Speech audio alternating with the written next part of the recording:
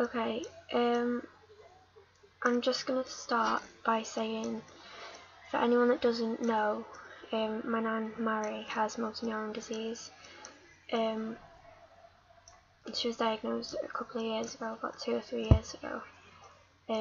Most of you probably won't know what it is, but basically it affects the muscles and they gradually lose all of their strength. My nan has the rare type of motor neuron disease, which means that her speech is affected first. Other people would have the more common type, so they'd probably lose the strength in their limbs first, meaning that they won't be able to walk or use their arms. But for my nan, I just think it's such a shame that she's lost her speech, because she was one of them people that loved to talk. Like, we'd be shopping and she'd see about 5 people that she knew and she'd literally stop and talk to every single one of them for about 20 minutes because she just loved to talk to people. Like, honestly, she's only in her 50s, so she's still quite young. Usually people get it from the age about 50, between 50 and 70, but it can be younger as well.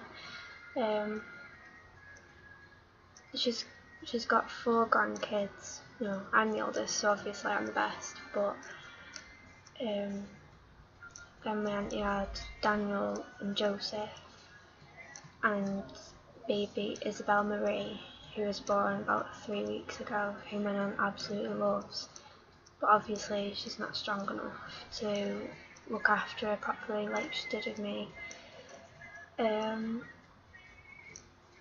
She is just the best nan I could ever have asked for. I mean, like, when I was younger, she did everything with me. She was always looking after me.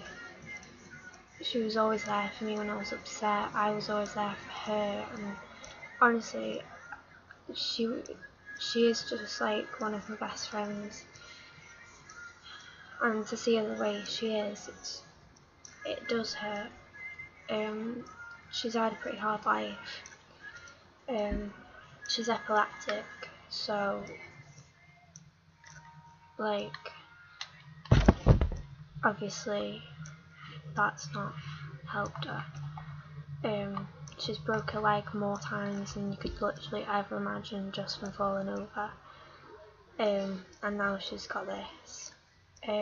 She's not stable enough to walk around anymore, because obviously her muscles have started deteriorating.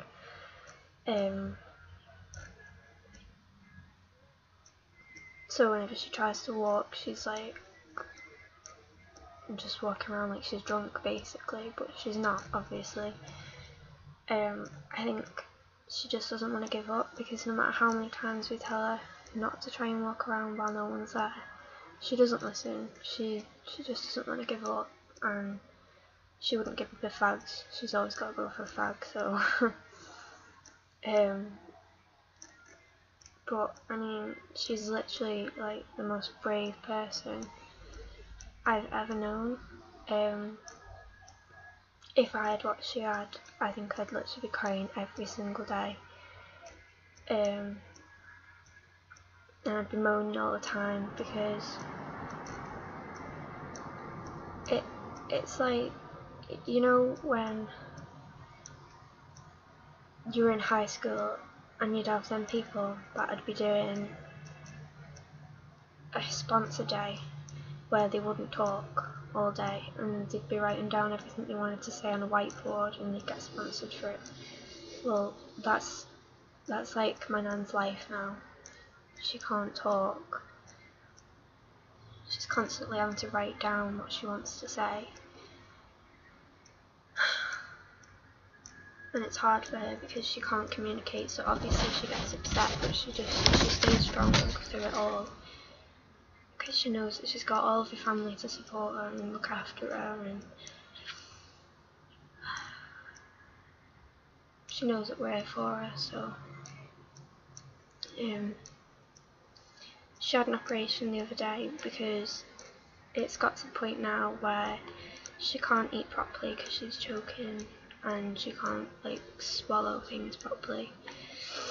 And she was losing a lot of weight, so they've had a tube fitted into her stomach, so while she's at home we can be feeding her things through the tube and giving her medication through the tube, which is good, but I mean she doesn't get to eat the stuff that she'd usually eat, which is sad for her.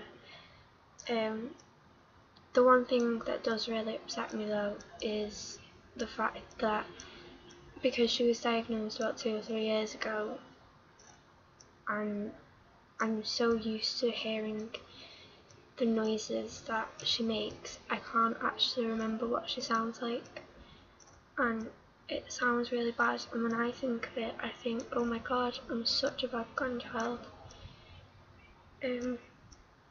because I can't even remember my nan's voice.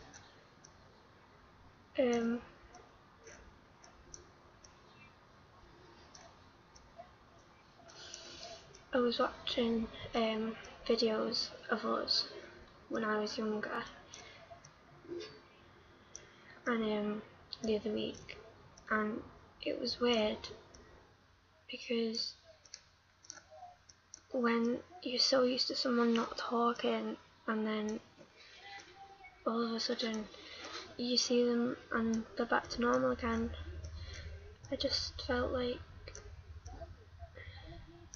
that's why. And I know she was getting upset at the same time because obviously she couldn't speak. I mean,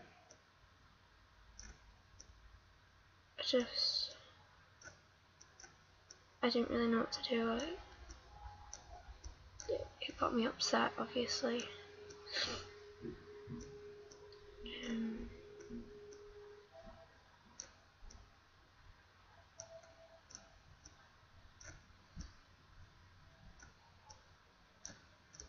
I've done my best to try and make her proud. Her